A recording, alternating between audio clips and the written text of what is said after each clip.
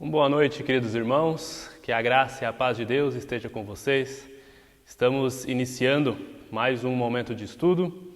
Desejo que você possa estar em comunhão, que você possa estar também aprendendo neste momento que nós vamos ter agora. Eu quero começar convidando você a se juntar a mim num momento de oração. Querido Deus, nós somos gratos a Ti, Pai, por mais um dia de vida.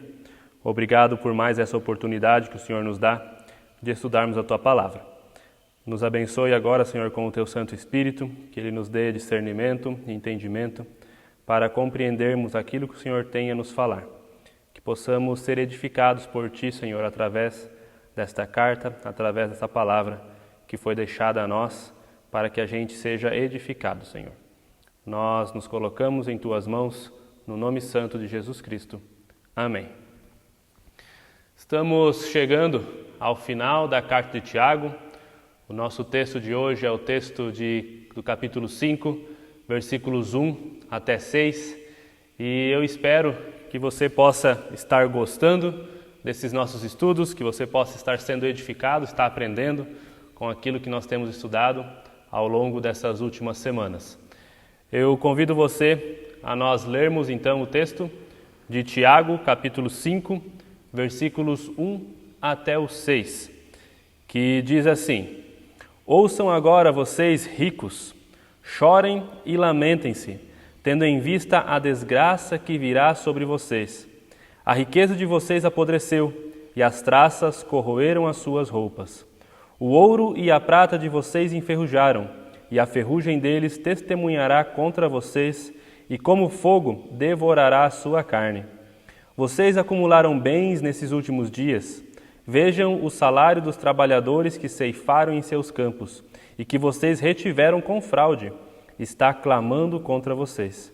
O lamento dos ceifeiros chegou aos ouvidos do Senhor dos Exércitos. Vocês viveram luxuosamente na terra, desfrutando prazeres e fartando-se de comida em dia de abate. Vocês têm condenado e matado o justo sem que ele ofereça resistência. Até aqui a nossa leitura.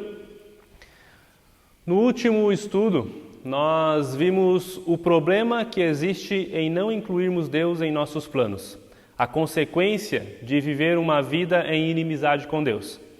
Hoje nós veremos o problema de excluir Deus da administração dos nossos bens, o problema de olhar para aquilo que nós possuímos, para os bens que nós temos, separado de Deus, como se Deus não tivesse nada a ver com a nossa economia, com o nosso dinheiro, com aquilo que nós possuímos. O texto inicia se dirigindo aos ricos: ouçam agora vocês ricos. Mas será que essa advertência ela cabe somente aos que possuem mais que a maioria? Será que esse texto realmente se dirige apenas aos ricos? Na verdade, não. A Bíblia dá diversos exemplos de pessoas com muitos bens, com muito dinheiro, que agradaram a Deus. Pessoas que, com aquilo que possuíam, puderam agradar, puderam abençoar outras pessoas e agradaram a Deus. Como Abraão e Jó, por exemplo, são dois homens que foram muito ricos, mas que foram usados, abençoados e que agradaram a Deus com aquilo que fizeram. O texto não traz uma advertência à riqueza. O texto não fala contra a riqueza, no sentido de que ser rico é o problema. Mas ele traz uma advertência à administração da sua riqueza, daquilo que você tem, e a forma como você obtém aquilo que você tem. Por isso, a riqueza aqui não significa riqueza no acúmulo de dinheiro, mas riqueza naquilo que você tem, seja pouco. Mas como você administra o seu pouco e como você obtém o seu pouco. É de forma lícita? É de forma justa? Então, é isso que o texto está falando. O dinheiro não é algo insignificante para a nossa vida. Todos nós necessitamos de dinheiro e todos nós somos influenciados de alguma forma por ele. Se a gente estivesse andando na rua e a gente visse um papel qualquer voando pela calçada, a gente não daria muita atenção. Mas se esse papel fosse uma nota de R$10 ou uma nota de 10.000 guaranis, eu tenho certeza que a gente sairia correndo atrás para pegar.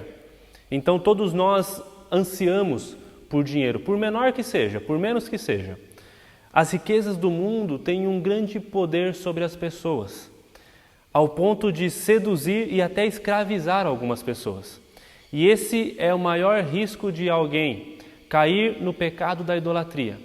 Eu arrisco a dizer que o maior Deus dos tempos modernos é o dinheiro. É o que tem afastado mais pessoas do verdadeiro Deus. Muitas pessoas têm se perdido, têm se afastado de Deus, do verdadeiro Deus, por adorarem ao dinheiro, por se entregarem ao dinheiro. Então, esse texto se dirige às pessoas que se deixam dominar pelas riquezas, que fracassam na tarefa de administrar o que recebem de Deus. E isso pode ser alguém que ganha um salário mínimo ou alguém que ganha milhões por mês. Cada um de nós, indiferente de quanto tem no bolso, de quanto tem no banco, de quanto recebe por mês, tem uma tarefa de administrar com sabedoria aquilo que recebe de Deus. Então, esse texto se dirige a todos, seja aquele que ganha muito ou aquele que ganha pouco. Eu creio que o texto fala, no início, claramente aos ricos, porque eles detêm o poder maior em suas mãos. Por isso eles estão mais propensos, é mais fácil para eles cair no perigo do dinheiro, é mais fácil para eles ser seduzido pelo dinheiro, porque quem possui mais, geralmente deseja mais. E uma pessoa que não tem sabedoria, uma pessoa que não consegue lidar com o dinheiro, quanto mais tem, pior fica. Mas eu reafirmo, esse texto não exclui aqueles que têm menos. Esse texto nos diz que mesmo aqueles que ganham pouco devem ter cuidado. Então nós sabemos que a crítica de Tiago e de toda a Bíblia não é dirigida ao dinheiro, ao fato de ter mais dinheiro. Então qual é o problema? Qual é a crítica? Qual é a situação que está sendo colocada aqui? O problema é que geralmente, por trás de uma poupança que eu faço, por trás de um investimento que eu tenho, por trás das economias que eu faço no dia a dia, está o anseio por segurança, o desejo por se sentir seguro. E o problema é que estamos buscando essa segurança em bens materiais e não em Deus. O problema é que a gente está confiando na segurança que o dinheiro pode me dar e não em Deus. Estamos agindo da mesma forma que o empresário do texto da semana passada, que planeja viajar e fazer grandes negócios para enriquecer, sem saber se no outro dia ele estará vivo. Não é errado economizar, mas devemos saber que as nossas economias não podem ser o nosso porto seguro, que a gente não deve confiar naquilo que nós conseguimos economizar, por mais que seja. As riquezas da época de Tiago eram especiarias, tecidos luxuosos, metais preciosos, prata, ouro, e essas especiarias poderiam apodrecer. Os tecidos luxuosos, por mais luxuosos que eram, poderiam ser comidos pelas traças. E até mesmo os metais preciosos oxidam. Tem o risco de oxidar, de enferrujar. Talvez para nós hoje esse não seja o grande problema. Talvez a gente não tenha essa preocupação. O nosso dinheiro hoje não tem esse risco tão grande de se perder, de se estragar. Ainda tem um certo risco, mas é menor hoje. Mas nós sofremos com a inflação, nós sofremos com golpes, nós sofremos com o risco de investir nosso dinheiro no lugar errado. Então, depositar nossa confiança no dinheiro é um grande erro. Somente Deus pode nos dar a verdadeira segurança. Somente Deus pode nos dar a verdadeira segurança. Somente em Deus eu consigo aquele sentimento que eu estou buscando no dinheiro, no trabalho, na empresa. Então, é loucura acreditar que acúmulo de bens vai me dar uma sensação de segurança. E para ser bem sincero, quanto mais bens se tem, mais a pessoa se sente insegura, porque você tem medo de que alguém venha te roubar, porque você tem medo de que você seja morto por causa da sua riqueza. Então, segurança não está no dinheiro. Como eu disse, não é errado você economizar, não é errado você poupar. É até sábio se precaver para momentos de dificuldades. Mas a tua verdadeira segurança não está no dinheiro. No versículo 4, Tiago faz uma grave denúncia. Alguns donos de terra estavam deixando de pagar seus funcionários. Eles contratavam ceifeiros e não lhes davam o que era justo, não pagavam o que era justo. O dinheiro já havia tomado conta dessas pessoas em um nível muito profundo. Elas não estavam mais apenas acumulando, não estavam mais desejando, correndo atrás do dinheiro, mas elas passaram a prejudicar outras pessoas para satisfazerem suas ambições. E nos nossos dias pode parecer que isso não existe. Afinal, nós temos leis trabalhistas que auxiliam na relação entre empregado e patrão. Infelizmente, ainda existem muitas pessoas que são exploradas por seus empregadores. Infelizmente, muitas pessoas hoje trabalham em situação de escravidão. Mas creio que essa não é a nossa situação, quero crer que não existe isso no nosso meio, mas então a gente pode olhar para isso de outra forma. Não é apenas na relação entre patrão e empregado que a gente pode prejudicar alguém financeiramente. Também nos nossos negócios. Quando a gente faz uma negociação, a gente deve cobrar o que é justo. A gente deve falar a verdade. Se eu estou vendendo um produto, eu não devo mascarar aquele produto para parecer que vale mais. A gente também precisa ser honesto nos nossos negócios. Dentro da família, não são poucas as histórias que eu ouço de famílias unidas que quando chega o momento de dividir alguma herança se destroem. Como é triste isso. Mas é a realidade, é a verdade. Pessoas que destroem relacionamentos por causa do dinheiro. Quantos filhos estão nesse momento recebendo um presente, um brinquedo, um eletrônico, alguma coisa que ela gostaria, para recompensar a ausência dos seus pais, para recompensar a ausência dos pais na sua vida. Nós acostumamos a ouvir, a dizer que tempo é dinheiro. Isso pode ser verdade no mercado de trabalho, isso pode ser verdade no mundo empresarial, mas dentro da família, dentro de um lar, isso não funciona. Nós não podemos substituir presença por presente. O tempo é insubstituível. Podem ter certeza de que o tempo que nós estamos tendo de comunhão, esses poucos minutos agora de estudo bíblico, é muito mais valioso para Deus do que milhões de dólares. É muito mais relevante, muito mais importante. A gente não vai poder levar uma moedinha sequer para a eternidade. Mas se a gente dedicar tempo às pessoas, se a gente dedicar tempo e comunhão com as pessoas, através de nós, Deus pode alcançar uma vida e essa vida irá estar no céu. Essa vida será levada ao céu. Vocês conseguem entender? Tempo é dinheiro, verdade, mas tempo é tão valioso que nem o dinheiro pode comprar. A gente não pode substituir o tempo. Esse minuto que passou, ele não volta mais. Agora, 10 mil reais que eu perdi, eu posso correr atrás e recuperar. Eu posso reconquistar, eu posso trabalhar e ganhar de novo. Tiago nos mostra e ele afirma que o dinheiro não pode ser mais importante que o nosso caráter. Naquela época era muito mais difícil do que hoje enriquecer de maneira honesta. Hoje é difícil, mas naquela época era muito mais difícil. E era comum então que os ricos da época tinham construído a sua riqueza, tivessem construído sua riqueza com base na exploração. E quando o nosso Deus é o dinheiro, então na nossa adoração a esse Deus nós corremos o risco de sacrificar pessoas. O sacrifício ao Deus dinheiro, ao Deus mamon, como Jesus coloca, é pessoas.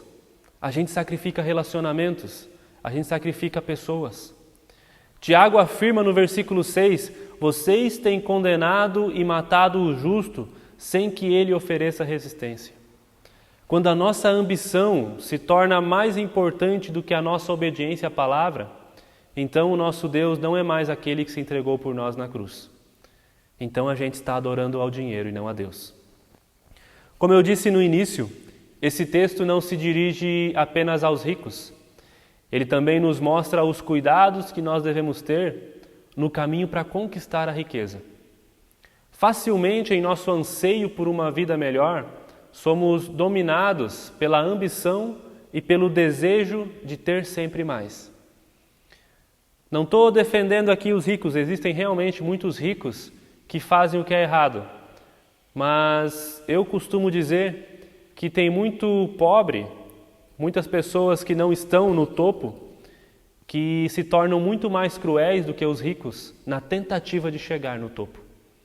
Então a gente precisa ter esse cuidado. Não é errado a gente correr atrás dos nossos sonhos, mas precisamos tomar o cuidado de qual o caminho a gente está trilhando para chegar lá.